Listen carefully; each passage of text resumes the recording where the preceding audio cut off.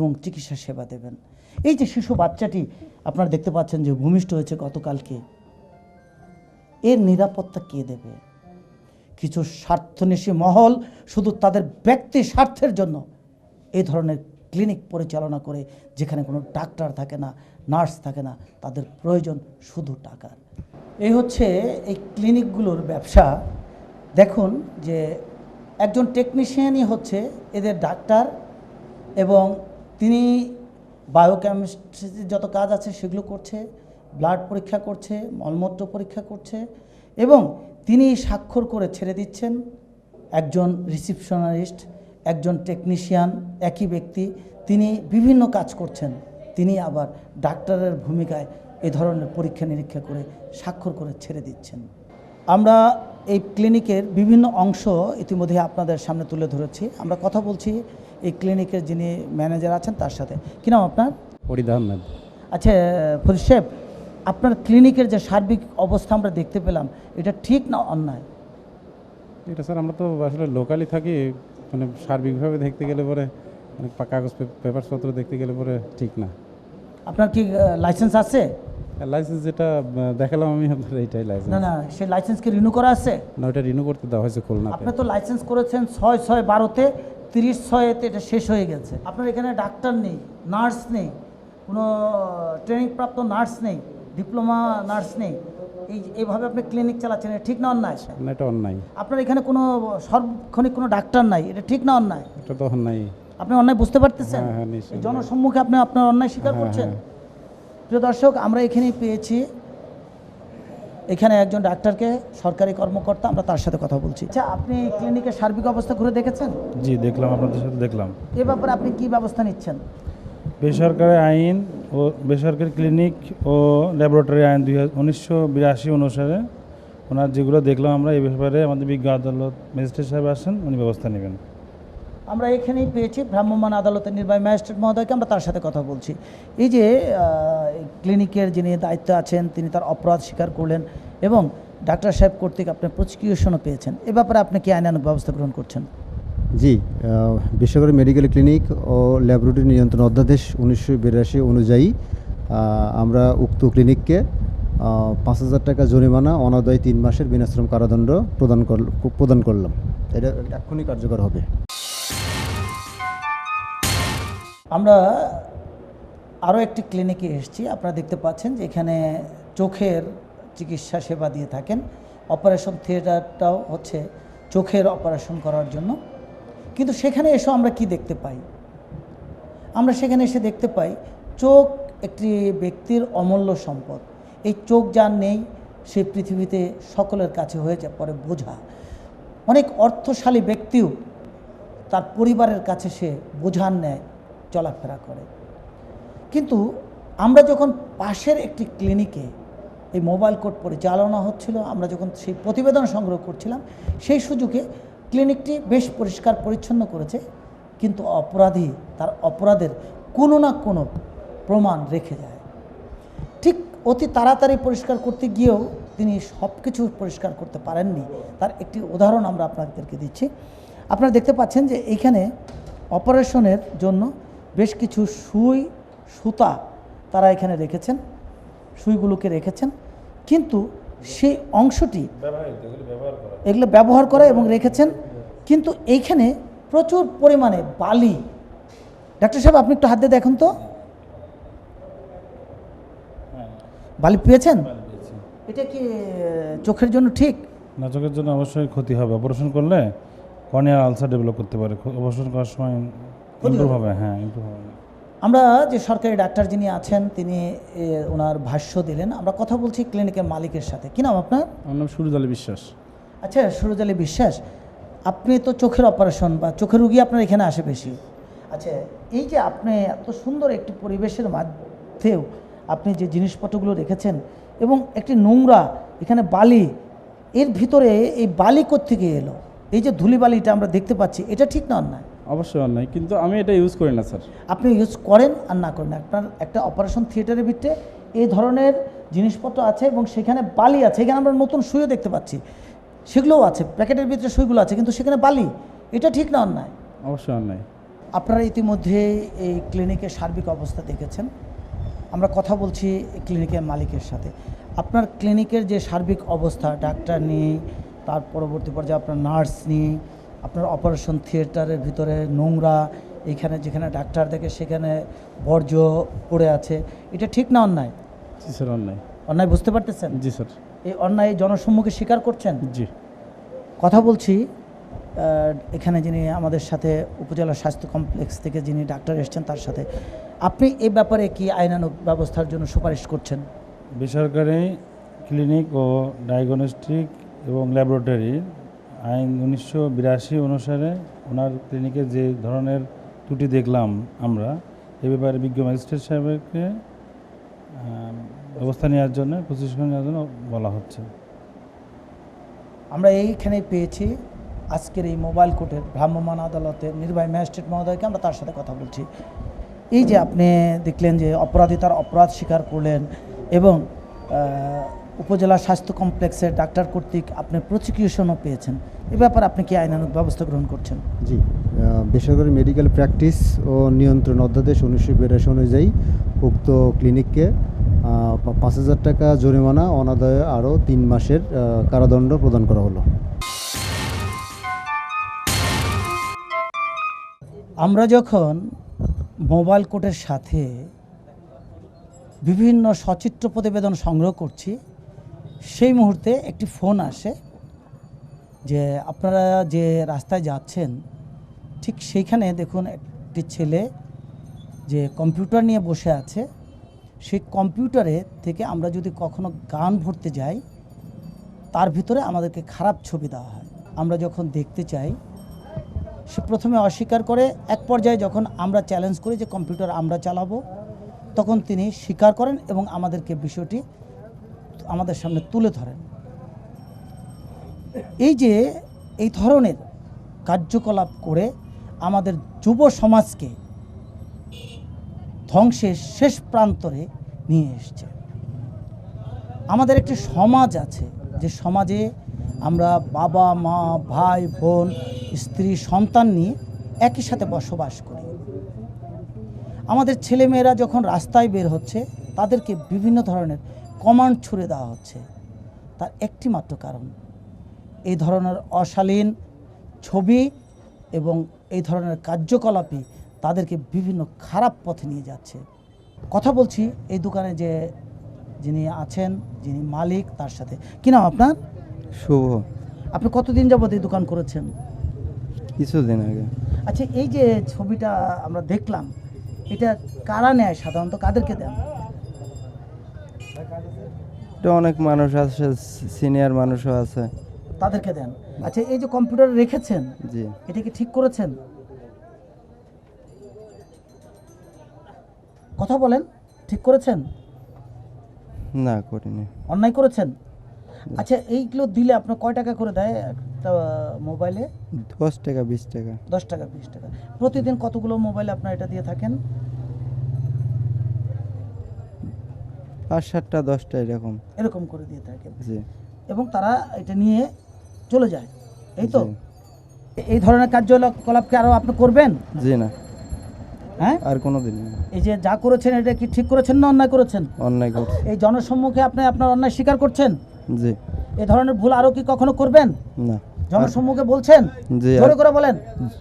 আর কখনোই করবো না। আমরা এই ব্যাপারে কথা বলছি, এখানে পেয়েছি আমরা ভ্রাম্যমাণ আদালতের নির্বাহী ম্যাজিস্ট্রেট মহোদয়কে, আমরা তার সাথে।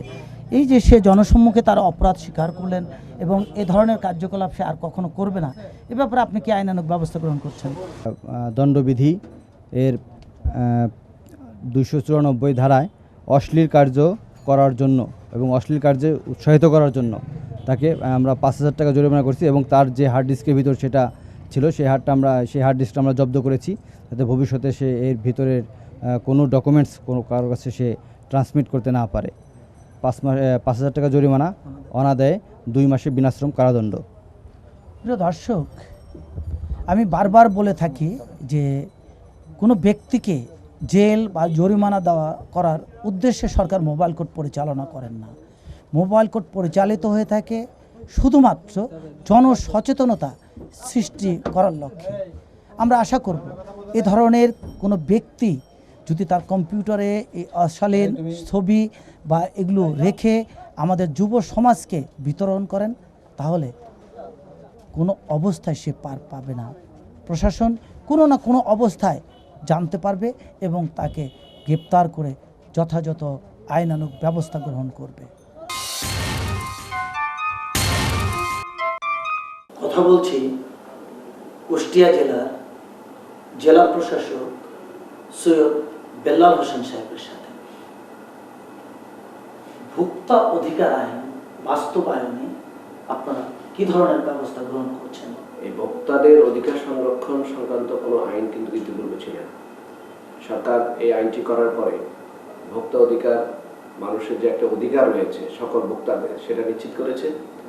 আর এই বিষয়টি জনসাধারণের মাঝে ব্যাপকভাবে পরিচালনা করার জন্য, ব্যাপকভাবে পরিচিতি করে দেওয়ার জন্য সরকার এই ভোক্তা অধিকার আইনটিকে মোবাইল কোর্টের আওতায় নিয়ে এসেছে। এবং এই মোবাইল কোর্টের আওতায় ভোক্তাদের যে অধিকার রয়েছে সেই অধিকারটি এই আইনের মাধ্যমে আমরা মাঠ পর্যায়ে বাস্তবায়ন করে মানুষের অধিকার নিশ্চিত করছি। মোবাইল কোর্ট পরিচালিত হওয়ায় আপনার জেলার জনসাধারণ কতটুকু উপকৃত হচ্ছে বলে আপনি মনে করেন? মোবাইল কোর্টটা আপনি জানেন যে মোবাইল কোর্ট সাথে নর্মাল যে কোর্টের এটা তফাৎ রয়েছে। নর্মাল কোর্টটা সাধারণত কোর্টের বিল্ডিংয়ের মধ্যে, কোর্টের একটা কক্ষের, নির্দিষ্ট কক্ষের মধ্যে কোর্ট পরিচালনা করা হয়ে থাকে। এখানে শুধুমাত্র আসামি এবং সাক্ষীগণ উপস্থিত থাকে বা কিছু সংখ্যক লার্নেড বিজ্ঞ আইনজীবীরা উপস্থিত থাকে। কিন্তু মোবাইল কোর্টটা জনসমক্ষে হয়ে থাকে। মোবাইল কোর্ট জনগণের দ্বার প্রান্তে চলে যায়, জনগণের দোরগোড়া চলে যায়। সেক্ষেত্রে এই মোবাইল কোর্টের মাধ্যমে যেই ঘটনাটা সবচেয়ে বেশি ঘটে সেটা হলো সোশ্যাল একটা ইম্প্যাক্ট হয়। সেটা হলো যে দোষী সে যে কর্মটি করেছে সেটা জনগণ সরাসরি দেখতে পাচ্ছে এবং সে সরাসরি সেটা আবার জনসমক্ষে স্বীকার করছে যে হ্যাঁ, আমি এই কাজটি করেছি, অন্যায় করেছি, আইন পরিপন্থী কাজ করেছি। এবং তখনই কোর্ট সেটাকে কগনিজেন্সে নেয়, নিয়ে তাকে সেখানে পানিশমেন্ট দেয়। এবং এই পানিশমেন্টটাও তখন ডিসিমিনেট হয়। এটা বাজারে যখন একটি ঘটনা ঘটে, সবার সামনে অনেক লোকজন থাকে এবং মানুষ এটা যেটা দেখে এবং শুনে এবং সেটার কার্যকারিতাও দেখে এবং এটা পরবর্তী সময় মানুষ একজন থেকে আরেকজনের কাছে ডিসিমিনেট করে। এতে করে এটার ব্যাপক সোশ্যাল একটা ইম্প্যাক্ট রয়েছে। এবং এই মোবাইল কোর্ট পরিচালনার কারণে আপনার জনগণের যেই অধিকার সেটা সংরক্ষিত হচ্ছে, পাশাপাশি যে জনগণের যে নিরাপত্তা দেওয়ার বিষয়টি সেটাও নিশ্চিত করা সম্ভব হচ্ছে প্রশাসনের পক্ষে। এবং সমাজে যে অপরাধ করার যে প্রবণতা, সেই প্রবণতা কিন্তু ক্রমান্বয়ে কমে যাচ্ছে। প্রিয় দর্শক, আজকে যে বিষয়গুলো আপনাদেরকে দেখানো হলো, এই বিষয়গুলো কুমারখালী উপজেলার মোবাইল কোর্টের বিভিন্ন কার্যক্রম। কুমারখালী উপজেলা একটি প্রত্যন্ত এলাকাতে, এই এলাকার জনসাধারণের স্বার্থেই এই মোবাইল কোর্ট পরিচালিত হচ্ছে। ইতিমধ্যেই সরকার ঘোষণা করেছেন গ্রামে গঞ্জে মোবাইল কোর্ট পরিচালনা করে তাদের অধিকার নিশ্চিত করতে হবে। আমরা এখন কি দেখতে পাচ্ছি? প্রশাসন সেই প্রত্যন্ত অঞ্চলে গিয়েও মোবাইল কোর্ট পরিচালনা করে এলাকার জনসাধারণকে বোঝাতে সক্ষম হয়েছে যে তাদেরও একটি আইন আছে, যে আইনের মাধ্যমে তারা তার অধিকার নিশ্চিত করতে পারেন। আজকে এই গ্রামগঞ্জে যেভাবে মোবাইল কোর্ট পরিচালিত হচ্ছে, ঠিক তদ্রূপভাবে এই মোবাইল কোর্ট আগামী দিনগুলোতেও প্রচারিত হবে এবং কার্যক্রম চলবে, এমনটাই প্রত্যাশা করে এদেশের প্রতিটি মানুষ। আমাদের অনুষ্ঠান সম্পর্কে যে কোনো ধরনের মতামত জানিয়ে লিখতে পারেন এই ঠিকানায়। প্রযোজক শেষ কোথায়, কক্ষ নম্বর 223, বাংলাদেশ টেলিভিশন ভবন, রামপুরা, ঢাকা। মোবাইল 01711525399। আমাদের পরবর্তী অনুষ্ঠান দেখার আমন্ত্রণ জানিয়ে শেষ করছি। খোদা হাফেজ।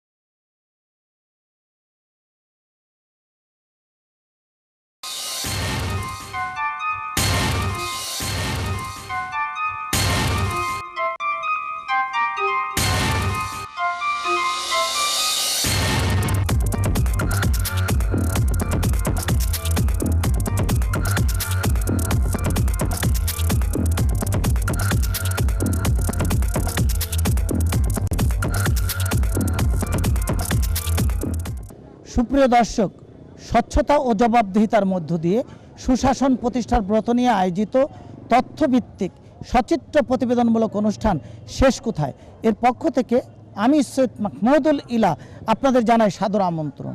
আমাদের আজকের বিষয় কুষ্টিয়া জেলা প্রশাসনের ভ্রাম্যমাণ আদালতের বিভিন্ন কার্যক্রম নিয়ে। আসুন আমাদের মূল অনুষ্ঠানে।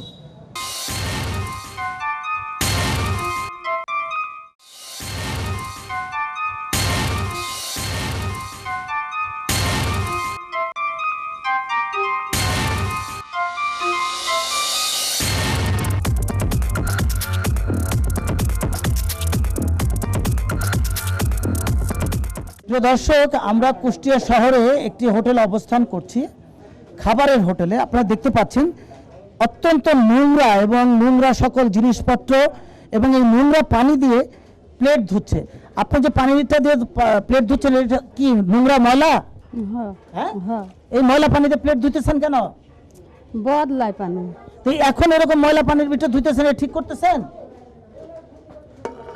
প্রিয় দর্শক, এই হচ্ছে এই হোটেলের অবস্থান। এইখানে এই ধরনের নোংরা একটি জায়গাতে, এবং এই দেখুন এরকম নোংরা ময়লা জিনিসপত্রকে পানি দিয়ে তারা এই প্লেটগুলো, যে প্লেটে তারা খাবার পরিবেশন করবে, সেই প্লেটগুলোকে ধুচ্ছে।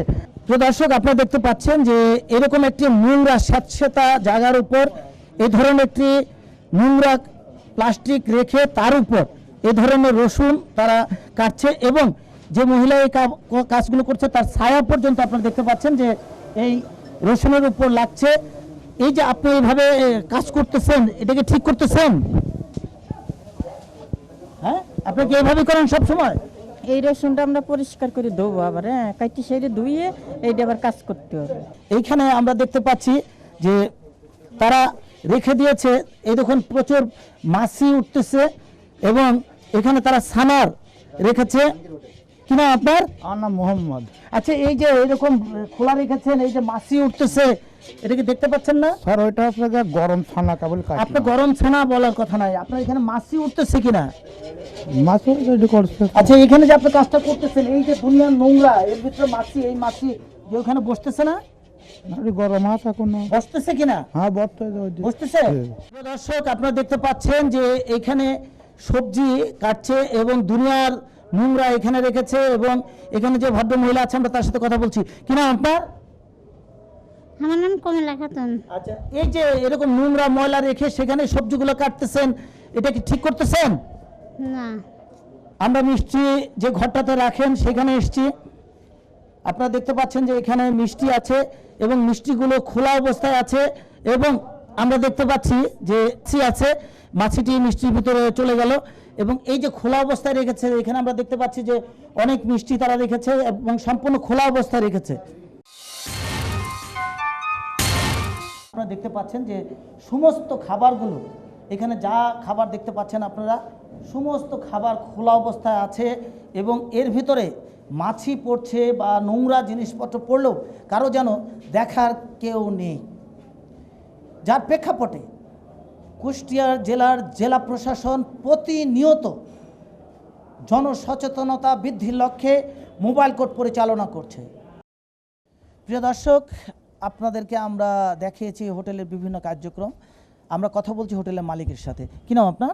রঞ্জু আহমেদ। আচ্ছা, এই যে আপনার হোটেলের যে সার্বিক অবস্থা বা আমরা যে সকল বিষয়ে আপনার সাথে কথা বললাম, এটা ঠিক না অন্যায়? এটা অন্যায়। আপনি অন্যায় বুঝতে পারছেন?